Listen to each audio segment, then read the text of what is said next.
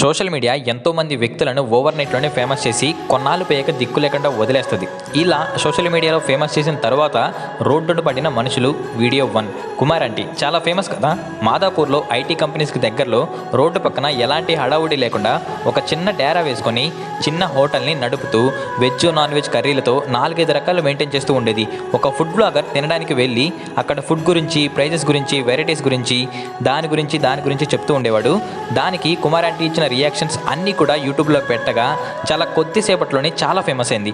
ఆ వీడియో దెబ్బతో ఎక్కడ చూసినా సరే సిటీలో కుమార్ ఆంటీ ఫుడ్ గురించే టాపిక్. ఎక్కడెక్కడి నుంచో వచ్చేవారు తినడానికి.